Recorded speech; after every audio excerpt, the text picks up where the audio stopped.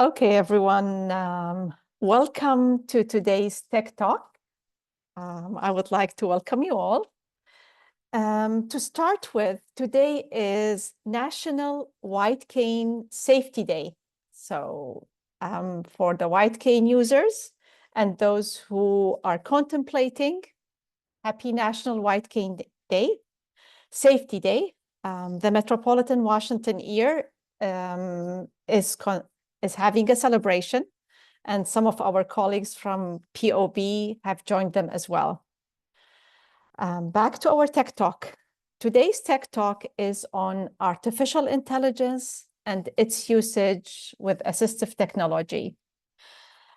Today's speakers are my colleague Rachel and myself, who are simply users. We are not experts, but so it's an open discussion for today.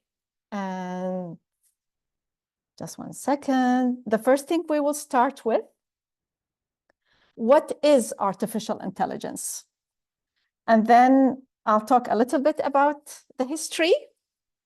Rachel will tell us about some of the philosophical thoughts and what people feel about it and its usage in some apps. And then I will talk about devices that use artificial intelligence. So what is AI? It refers to computers. Of course, I tried to memorize it and I couldn't, so I'm reading it a little bit. It refers to computer systems designed to perform tasks that typically require human intelligence.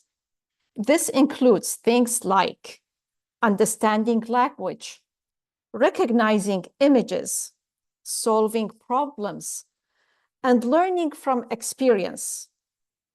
It helps machines think and act in a way that's similar to how humans do it. And with the history, it started from the 50s. I mean, it was used in traffic lights before. In the 80s and 90s, again, there was some development, but in the 80s, it was very expensive. So they didn't do much because it was cost prohibitive. And also they did not have enough data to develop it. In 1997, IBM had, what do they call it? IBM's Deep Blue was able to win a chess competition with the world's chess player. So this is how the machine was able to defeat the chess player at that time.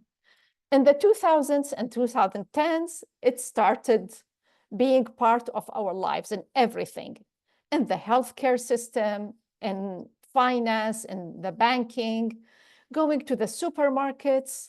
So AI is all over the place, whether we like it or not. Rachel?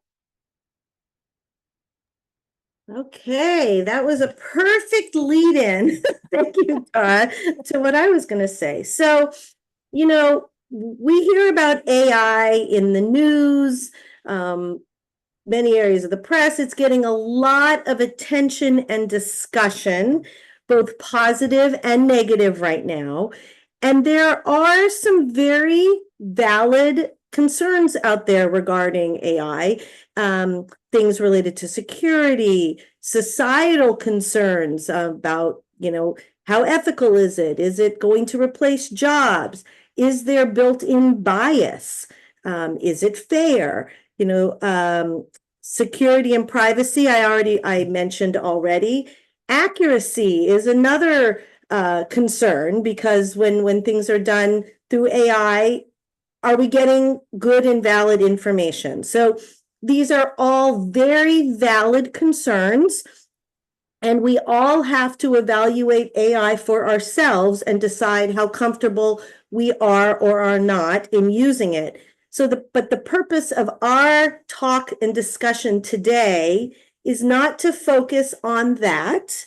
I'm validating that there are some concerns there, and there are people who are afraid of it and don't want to use it, and that's okay. But we want to cover today, what we want to talk about is how AI is being used in ways to really help the blind and low vision population to enhance our lives, to allow us to do things that we have trouble doing visually. So it's really as an assistive technology tool that we use in conjunction with all our other tools to really help us live our best lives.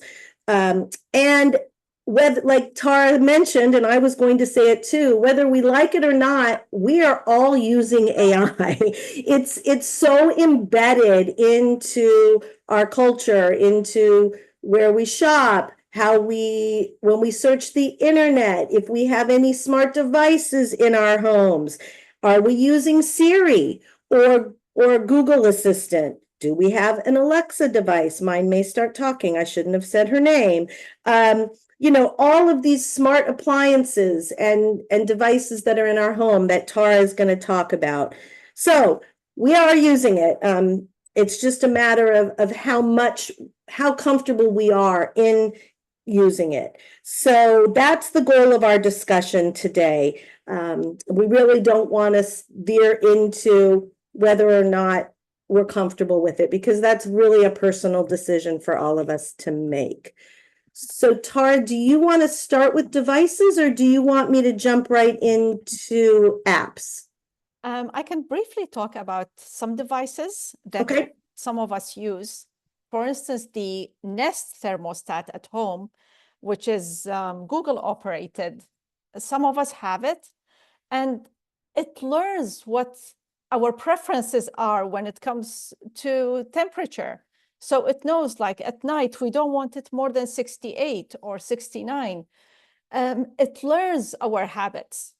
The same thing, those of us who use Facebook or go to Instagram, if we Google one thing, like sometimes I Google a recipe, I start getting all these recipes for that same dish. Or it just works. Like if on Netflix, it knows my habits. It knows what I like, what kind of movies or series I like. Recommended for you, it always tells me. So all these things are learning our habits and what we want. Those of us who have security cameras, the smart ones at home, again, it's the same thing. If you shop at Sam's Club, now it's not like Costco. At Costco, when you leave, you show them your receipt and leave. At Sam's Club, you don't. It's like Amazon Fresh. It can scan what you have bought and compares it to what you have paid for. So all this is artificial intelligence in our lives that we are using one way or another. Now about the apps, Rachel. Okay. Yeah, it reminds me, the other day, I don't know how many of you can see your cameras, can see your screen, but I have curly hair.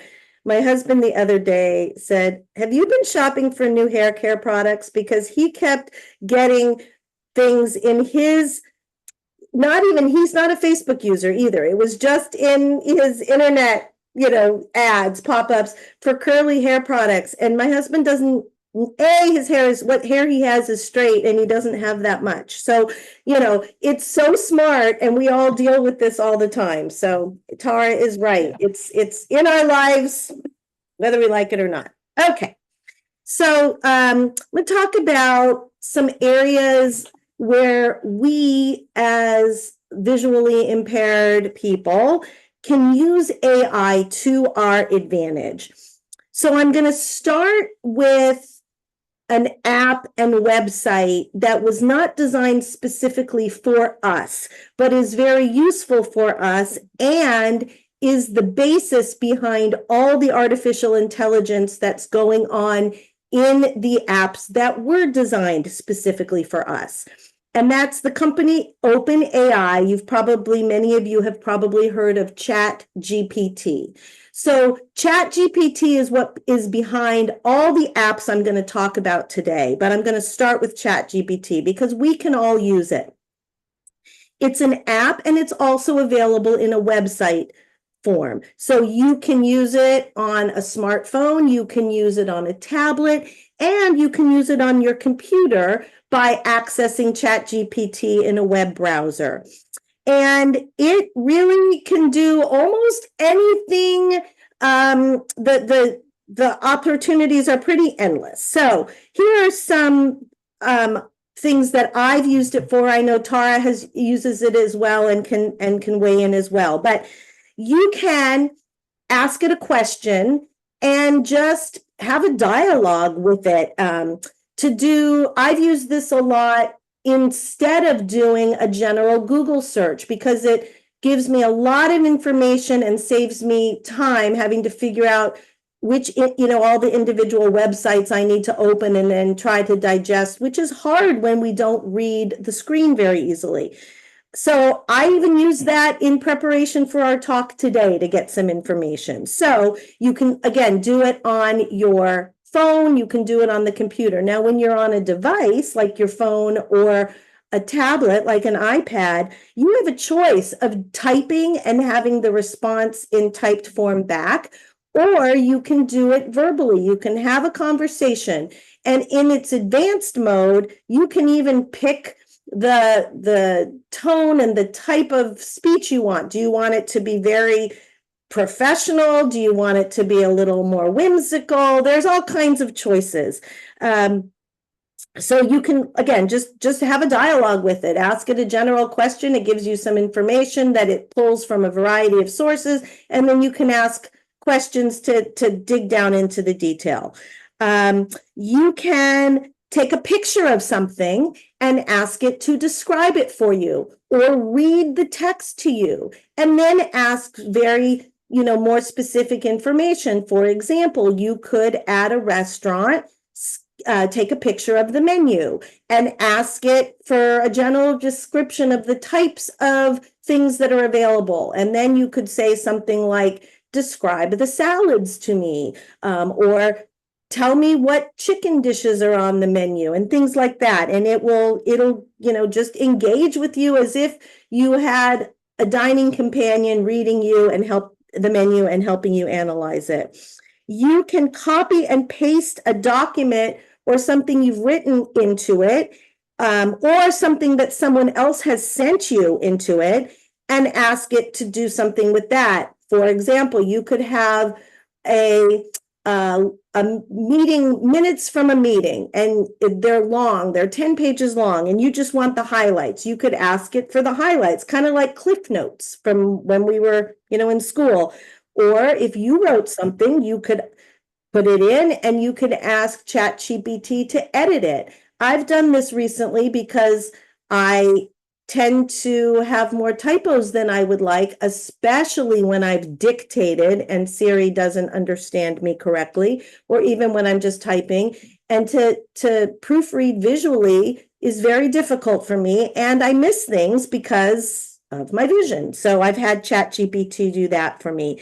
It can write for you. It can draft something for you. If you give it some information you want, it can give you a first draft. You can then edit that to make it more your own. So the possibilities are really endless. And if you are an Apple user and you have updated to the new iOS 18 operating system, you can even put ChatGPT on your lock screen as a widget. I'm going to hold my phone up. It's kind of small. Most of you probably won't be able to see this, but underneath the time is the ChatGPT icon. So if I wanted to use ChatGPT, I don't even have to open my phone. I can just touch it. So that's ChatGPT, and it is really the basis for the next set of options I'm going to describe to you that were developed specifically for us. So specifically for people with vision loss. So just to add, Rachel, sorry, about ChatGPT, just about ChatGPT. I used it for other languages. Like I asked it to write a paragraph for me in French about something, or in Arabic or Kurdish. It can really write well in other languages as well, or translate. So this was a great tool for me. Oh, I didn't know that. Thank you. That's great. Yeah. This is why we love to work together, Tara and I. Yes. We learn so much from each other. Okay. Okay, so here are some apps. So I don't know how many of you may have been on the Tech Talk we did, a month or so ago on apps, smartphone apps. So if you were on that talk, we covered many of these apps, and I actually demoed some of the AI on them. So I'm just going to cover them at a very high level. If we have time at the end for Q&A, we can maybe, talk a little more in depth. Okay, so the first one, and I should say, these apps are available on phones, on tablets, and they are starting to be available on wearables, like a pair of glasses that you wear that have these apps integrated into them. You don't see it, so there's no screen, but rather it's a audible feedback to you of these apps. And I'll mention as we go, what some of those are. All right, so the first one is a free app by Microsoft called Seeing AI. And AI is even in the name. So this app does many things. Much of it is text to speech or description using your phone's camera. So it can read short text, it can read a document, it can scan a barcode and give you information about it. It can do some color recognition. It can describe people, faces, not very well, but it can describe face, it estimates age and gender and what, if someone's happy or sad or mad or neutral and things like that. And it has some other features as well that it does. It recognizes handwriting, for example. In two of its, what they call channels, but I would call modes, one is in the document reader where it it takes a picture of a full page document, and actually you can do multiple pages. And in its barcode scanner, which gives you information about a product, it has AI built into it. So once you have taken a picture of a document or scanned a barcode, you can then invoke the AI tool and ask questions about it. So similar to what I just said before, you have a menu, you take a picture, and then you can ask it questions about it. You can take a picture of a document and ask it to summarize it for you. You can, if you have a letter and you're trying to pull a phone number out of it, you can say, is there a phone number to call? And it'll find the phone number, things like that. So that it has AI built into it. So the next app that I was going to cover is called Be My Eyes. Be My Eyes is also a free app. It started as an app that connected you with a volunteer that has access to your camera and can answer questions for you, and you can dialogue with them. And it still does that, but it has really expanded its reach. And it's added AI. So you can do Be My AI and do the same thing. So it's using your camera, but instead of interacting with a human, AI is taking over. And if you don't get the information you want, you can then connect with a volunteer. So it does very similar things to what I discussed with Be My Eyes. The only caveat I will mention is that Be My Eyes at the moment gives you the response visually. Now it adapts to your setting in your phone. So if you can read the print on your phone with expanded text size, you'll be able to read it. But in order to read aloud to you, it assumes you're using voiceover, which I think many of us are not using. So I prefer Seeing AI if you need to hear the response, because it automatically, it reads it out loud to you. But if you want to do it a little more, if you can do it visually, it is great. Be My Eyes has also is in the midst of creating these partnerships with a lot of other companies. So, for example, Be My Eyes can now works with Microsoft. So if you're on a PC using Microsoft 10 or 11, there's an app that you can put on your computer that allows you to use Be My Eyes to analyze and assist you with what's on your screen. And they have announced a partnership with Meta. So I mentioned a little earlier that some of these apps are now coming into wearables. So Meta was developed, the Meta glasses is a partnership between the company Meta, previously Facebook, and Ray-Ban. So there's a lot of talk out there about these Ray-Ban Meta glasses, which are literally a pair of Ray-Ban frames. They have a few different styles. The most common one is the traditional Wayfair style, and Wayfarer is a website. And they have little cameras and microphones built into them, and they were developed for content creators, so people taking video for Facebook and Instagram. But they've had a lot of excitement in the blindness community because people are using them for the AI that's built in. You can say things like, "Hey Meta, look and read the sign for me." The feedback has been mixed for our use because it's not AI that was designed for us, so there's issues with accuracy and getting the information you want.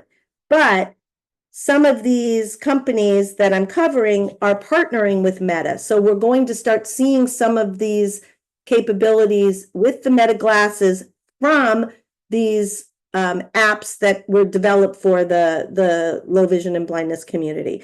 So Be My Eyes is one of them. So they've partnered, and soon you're going to be able to call a volunteer through the Meta glasses. So not the AI piece of it, but actually connect with a volunteer using the Meta glasses. Okay.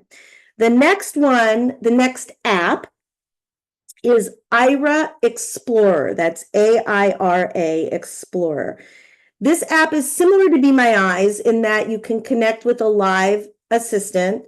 The person you're dealing with at Aira is not a volunteer. They're a paid employee. And so they've been vetted and trained. So, but you pay for that service. If you want to connect with a live person, there is a subscription that you pay for. But they have also built AI into their app. It's called Access AI, and that is a free option within Aira Explorer. So if you download Aira Explorer, you can try the Access AI. And just like I described with Be My Eyes, you ask it questions. It's using your camera. So, you take a picture. It's not like ChatGPT where you can just start asking. I don't think. I haven't tried that. But, you're using your camera and you ask questions about what's in your camera view. And there's a feature as well that if you want to check that you're getting the right information, you can connect with an Aira agent to confirm, and they do not charge for that. That is free. And it also works with the Envision glasses, which I'm going to talk about in a minute. And they also work with the Meta glasses. My understanding is it's a little tricky to connect it, but Aira does work with the Meta glasses. I don't know for the AI though. I think it just works with the Meta glasses to call a live agent. I'm pretty sure at this point that's where they are with it. All right. The last app that I'm going to kind of talk in detail about is Envision. It's ENVISION. So Envision works both. They have glasses, which are the old Google glasses. I don't, if you remember all the talk about Google Glass, which did not succeed. Envision took the inventory, and Envision, the app works either on the glasses or there's an app you can put on your phone. By and large, the Envision app is very, very similar to Seeing AI. It has a lot of the same functionality as Seeing AI. Envision also has announced a partnership with Meta. There isn't a lot of information out there yet as to what that partnership is going to be.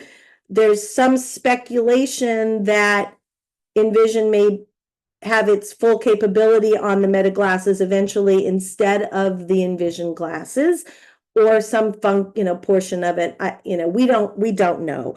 But they also, Envision has a new artificial intelligence app that's being developed. It's in beta. I listened to a video by Sam of the Blind Life on it, and he was really excited about it. He's been a beta tester. I signed up to be a tester of the next round. I haven't heard back from them yet, so I'm excited to try it. But it's sort of like ChatGPT, except that it's being developed specifically for people who are visually impaired. So it'll have some different kind of functionality and uses that sound kind of exciting and fun. So that is coming. So those are the main apps that I wanted to talk about. I attended a ACB meeting last night on this same topic, and there were a few items brought up that I haven't had a chance to test yet, but I wanted to just bring to your attention because they sound very encouraging and potentially useful as well. One of them I have used, but not the newest version of it. For those of you who do not use a smartphone, so using Seeing AI or Be My Eyes, or some of these tools that the Envision app that I've just discussed isn't possible for you, there's a device called the Lyric Reader, and I believe there may be one of those at the Bethesda Resource Center. There was. I don't know if we still have it or not. But the Lyric Reader is a device that you put a piece of paper under it, it snaps a picture, and it reads it to you. As simple as that. It's very quick and easy. I do have it. Do you have it? Okay. Yes. So what I heard last night that I did not know is that apparently the newest version of the Lyric Reader has AI built into it. So you snap a picture, it can read you the document, but you can also ask it questions like we do with Seeing AI. You read a document, is there a phone number? What's the address? Can you give me a summary? The same type of things we can do in Seeing AI. I heard last night you can now do on the Lyric Reader. I haven't seen it in person, but this is what I heard last night. So that might be a really nice option for some. The other things I heard about last night was, and I did go on last night and try to use it, and but I didn't get very far with it. There's a website called InnoSearch, which is a shopping website built for the visually impaired, where you can go, you're looking for something, and they've got partnerships, from what I could tell, with Amazon, Best Buy, Walmart. I don't remember who else I saw on there. And, Wayfair. Wayfair, thank you. Yeah, and so you can, it pulls up comparisons, and you can ask it questions about features or to describe things, so that, and there are some canned questions you can click on. So I played with it a little last night. I don't know who that was that talked, but if you've used it, maybe you can add some information on there. Sandy used it maybe later on. Yeah, so that'll be good. And then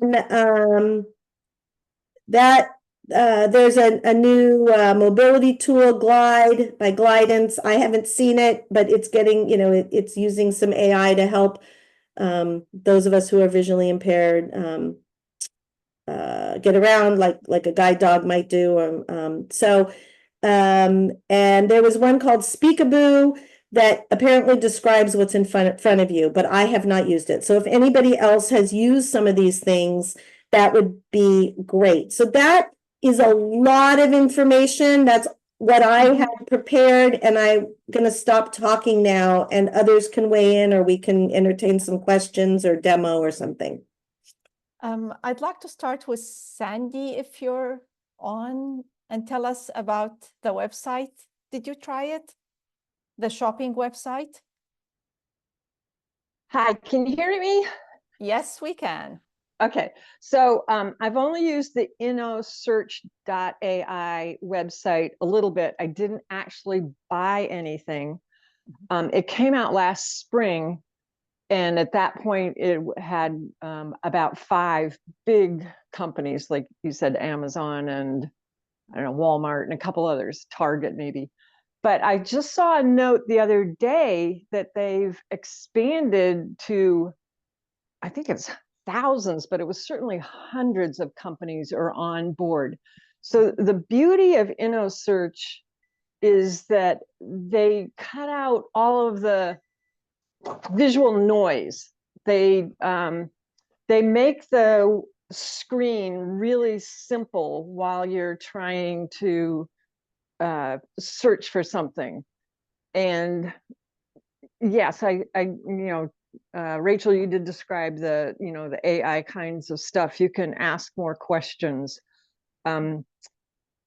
So a lot of times Amazon has, pictures of things, which can be helpful if you can see. But in InnoSearch, you ask for a description. It is really, it's the decluttering of the visual noise that it is its strong suit, and you can do comparative shopping on it too. So I think it has a future. I'm not sure. I mean, like I said, I haven't bought anything through it yet, but Sam from the Blind Life seemed very positive about it when he interviewed the 2 guys who started the company several months ago. So I think it's got a good future. Okay, that's all. Yeah, I had watched that video too, and I actually listened to the podcast of it, so I didn't like get on it while I was watching, and I completely forgot about it until last night, and I'm like, oh yeah, I heard about that. So if Rachel, you're able to use your computer. yeah, there is one something in the chat from Frank Clinton. I also use the app called A Voice, which will read many of the documents I see on my phone. So it's called A Voice, AVOICE. I'm not familiar with that one. Yeah, first time I hear of it. I'll have to check it out. Thank you. This is Frank. It's called At Voice. Oh, you forgot the T? Because it's the at sign. Oh, oh, it came as an A. Okay, At Voice. Okay. Thank you, Frank. I'm going to check that out. Yeah. And here's another one. What is I'll it, put Frank? in the text chat. Speechify is it's a paid one that I haven't used that much, but I'm hoping that will help with things that I otherwise find difficult to get into an app. Yeah, I have checked out Speakify, and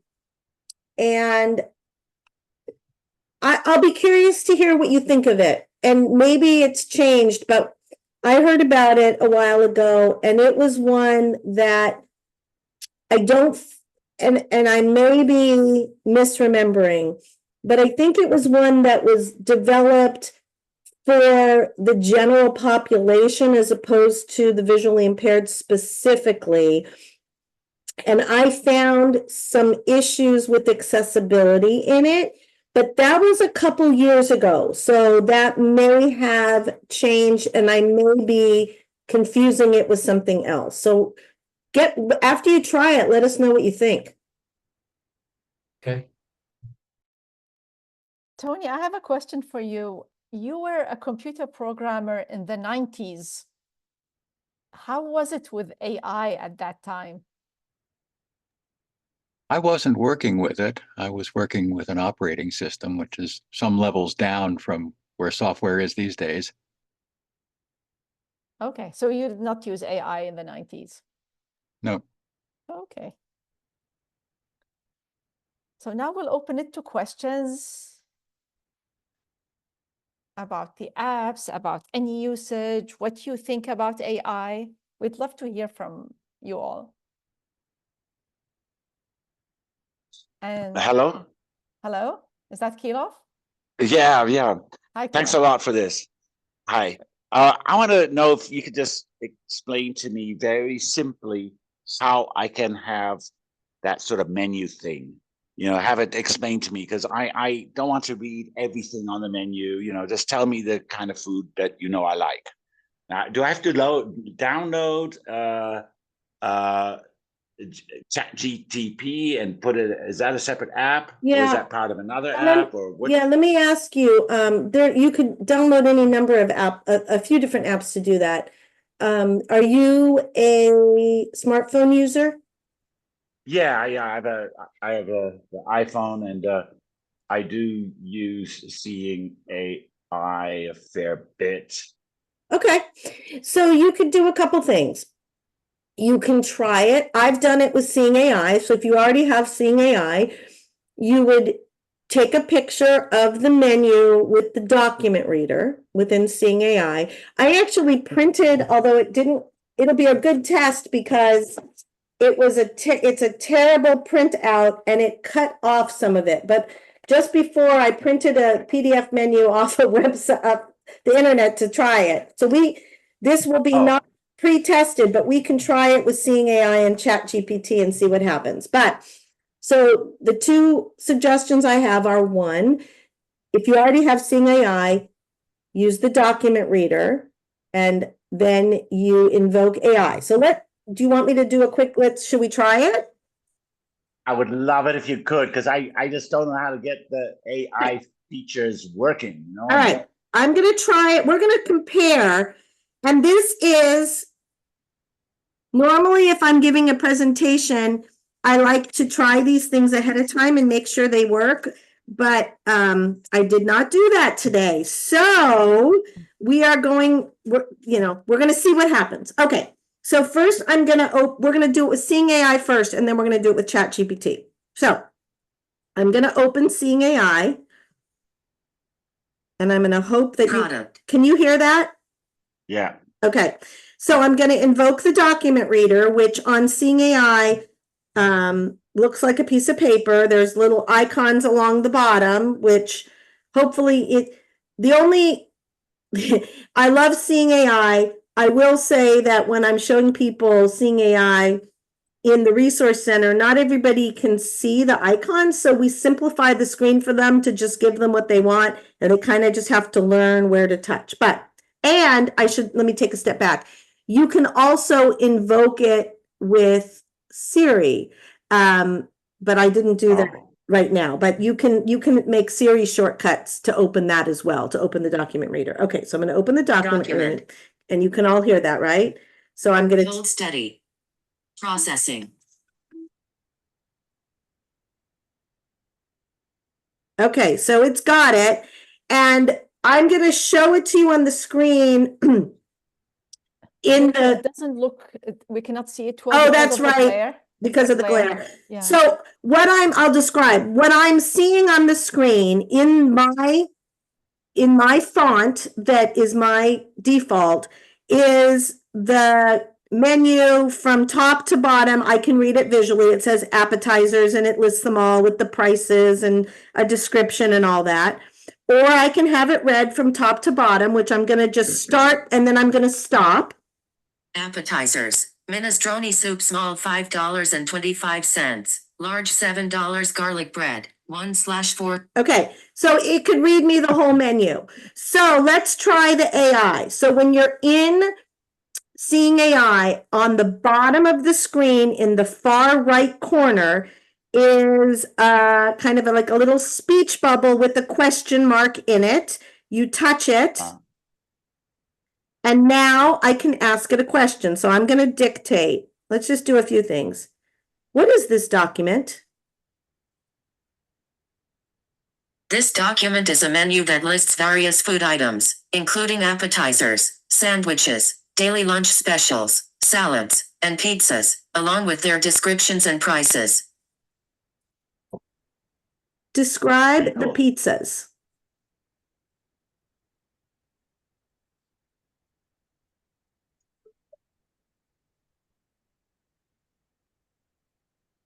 The menu offers several types of pizzas. 1. specialty pizza, margarita B, olive oil, tomato, fresh basil, and garlic. Prices, small $15.25, medium $19.75, large $24.25, BBQ. All right, whoops. I am an AI assistant designed to answer your Whoops, queries sorry. about the document.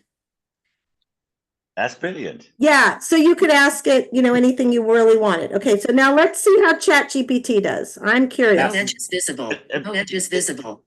What? I'm sorry, is that a separate app that you download? Yes, so ChatGPT, you would download the ChatGPT app. Okay. Yeah. And we won't go as far into it, but we'll see how it does. I'm not sure how, let's see. I gotta find it. Okay, so I've got ChatGPT up and I'm going to take a picture.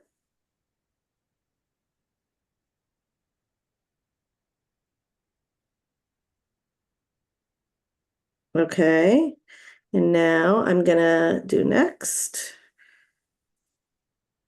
Now I'm gonna ask it a question.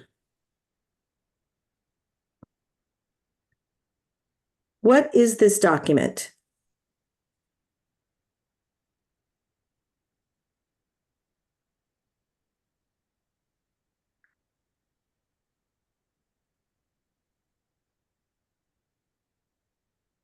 Well, I vote for seeing AI. Okay, it's giving it to me, but it's not speaking. Hold on. Here we go. Sorry. Start a new chat. Okay. I had to start it as a verbal chat. Got it. I'm ready for our chat. Okay. What's on your mind? All right. I know. Can you guys hear that? Okay, so hold on. Yeah. Okay, so now let me do it again. So now, take a picture of this document and tell me what it is.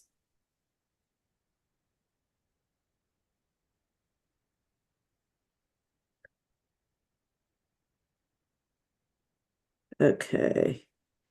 All right, so let's see. Take the picture. Okay.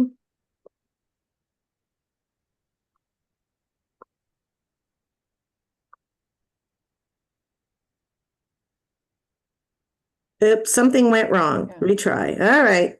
This is Rachel, which one do you think is easier to use with very limited vision?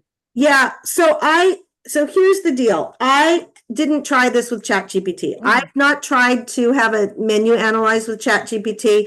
I'm assuming it will be really easy. It's not working at the moment. For me with the audio, it's working beautifully visually, but it's not sharing with you.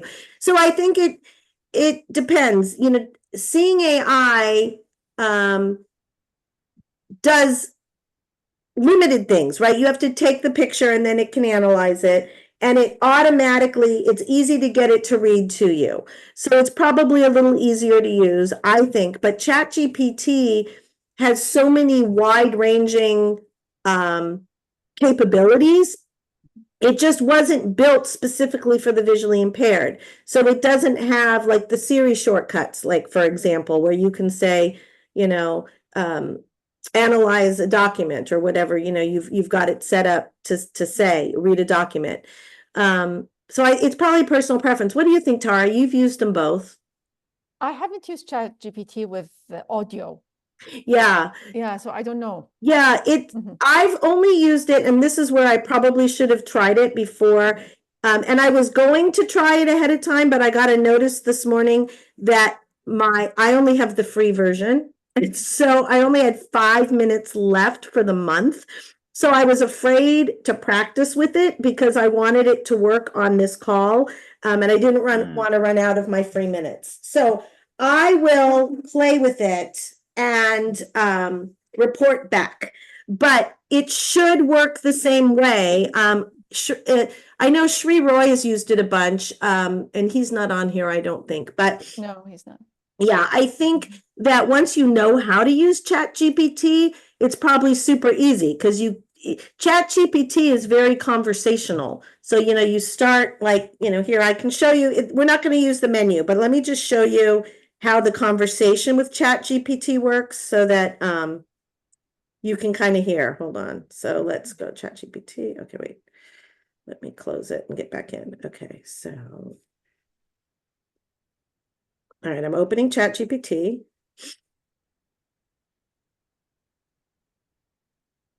Can you tell me some dog breeds that are good for people with allergies? Whoop. Voice chat. Oh, sorry. It was telling me I'm almost out of minutes. Oh gosh, don't share.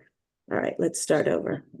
It's trying to get me to upgrade because I only have a few minutes left, and that's why it didn't take that at all, because it's trying to.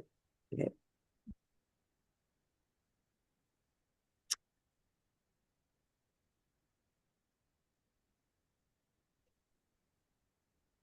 Hey, Tara, do you usually use voiceover? I don't know. All right. What are some good dog breeds for people with allergies?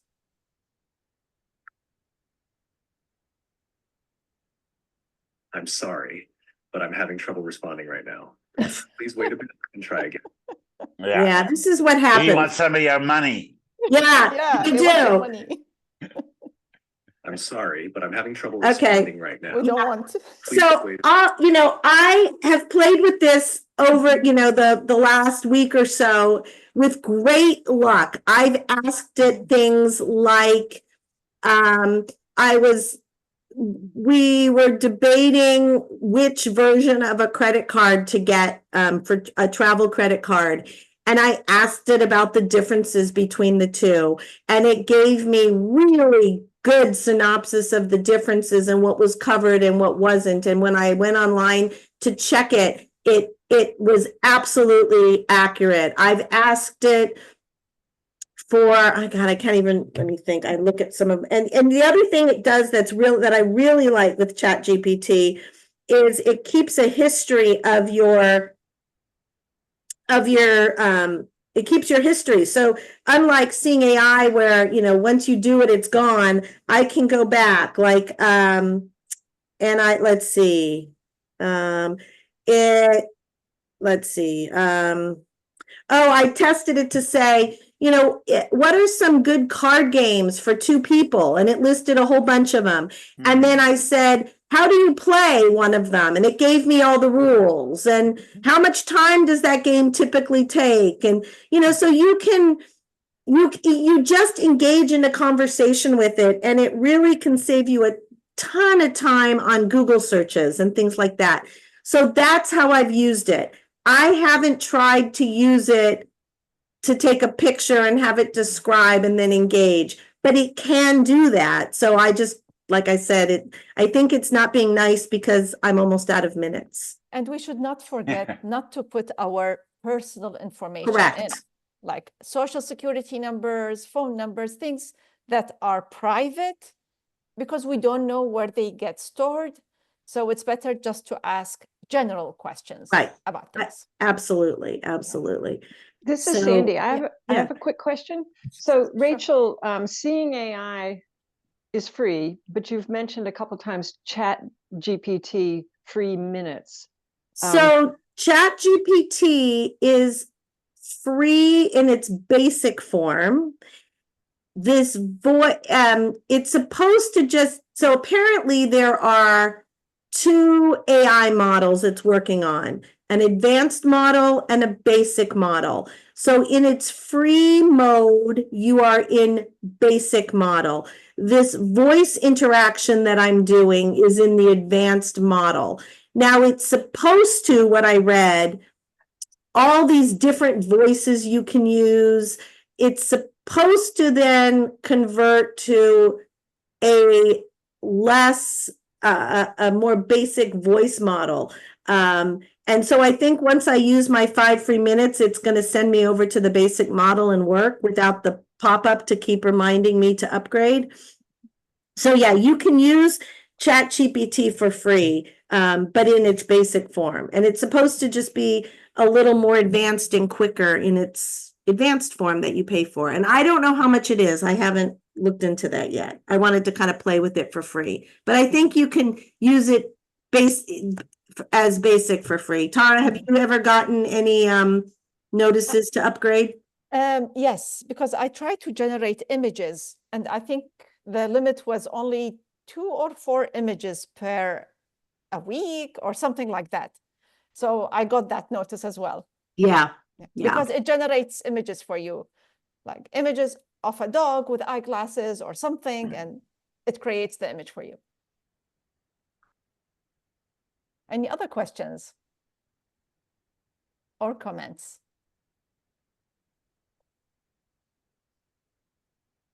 Wow, we were so thorough. Hey, Tara, Well, okay. Go ahead. I have one more question that, as nobody else has questions. I play chess with my kids and they slaughter me because many times I don't recognize what is what. I mess up or I miss. Is there something, do you think I could use my phone, set it up on a tripod or something, pointed at the chessboard, and then have, I don't know, seeing AI or something tell me what pieces are what? I don't know if seeing AI would, but ChatGPT might. I don't know. I've never tried that. Yeah. I should experiment. Also cards. It's hard for me to read cards. If I could set up a camera and it tells me, oh, that card that you're touching that's the Queen of Hearts or something, that would change my whole ability to enjoy games with other people. Think I don't know how that would work because, seeing AI, you would have to take a picture every time for sure. You would have to take a picture every time and then have it tell you what it is. ChatGPT, because it's set up to be more conversational, you'd still have to get a picture uploaded. So I don't know about that. What could possibly work would be something like Be My AI, where you've got the camera active, because that's not, when you're I don't know, when you're with a live volunteer, they have access to your camera. You're not taking a picture. I think that, I don't know, Sandy, have any of you used the Be My AI enough to know whether you have to snap a picture or whether it just works from the camera? I haven't tried that. This is Sandy. I think every time I've used Be My AI, I've snapped a picture. It's not a continuous that's what I'm video. Thinking. It's not like continuous video. Right. So this is Frank. Yeah, it's the same. That's right. You take the picture and then it interprets the picture, which takes a couple seconds, and then it gives you the text, but it's a pretty complete text description. And then you can ask questions as well after that. Yeah, that's what I was thinking. So, I mean, it would be a little clunky, but you would have to, it'd be a slow game because every time you wanted to know what you were looking at or talking or touching, you would have to snap a picture, get the description, ask a question. So I guess in theory, but it's not, maybe eventually we'll get there, but I don't think, maybe. Yeah, I don't think we're quite there yet. Yeah, so they do have, I think I recently saw like video game player challenges for people with disabilities. Now, I don't know if that absolutely included vision challenges, but, I think the gaming industry might like this concept. Hey, another audience. Mm-hmm. But for chess, there is for the blind. I mean, there are chess. Yeah. There are also some wearable devices that, you can, that I don't know what your vision specifically is, and if video magnification would give you enough, or if you need to have, the spoken content. But there are some, wearables that could help too. But it's not perfect yet. There's not, there might be something out there, but I can't personally think of a great tool for that. Yeah. So we have 4 more minutes or 3. Any last question, anyone? Any last comment? Tara, there was a question that popped up in the chat about how frequently these tech talks Yeah, are given. I answered that. Okay, you saw that. Oh, you did? Okay. Yeah. Anything else? I think there are chess sets with foot-high pieces. Would that help? I have a huge chess set, but what I'm thinking of is doing is just like painting the tops distinct colors. So I can see them. I think that might be the most practical for me, because I play with people who don't have bad eyes, and they slaughter me. Yeah. And I feel humiliated. Yeah.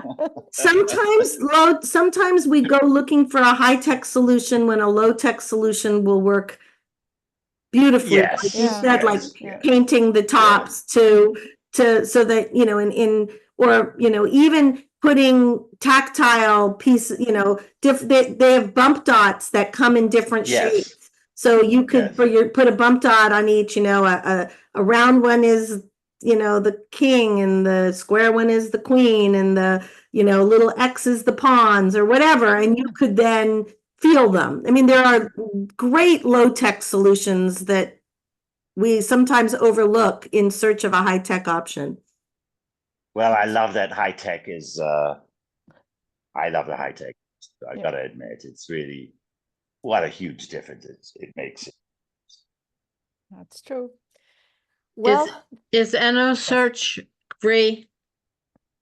InnoSearch is free, yes. Yeah, I think they probably get some something from the companies you're buying from. I think that's how it's funded. Yeah.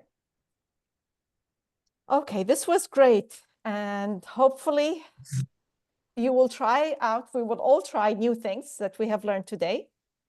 And you will join us next month for our next Tech Talk. Have a very good evening, everyone, and thank you for joining us. Thank you. Thank you so much. Thank you. Bye-bye. Bye, everybody. Bye. Bye-bye. Bye.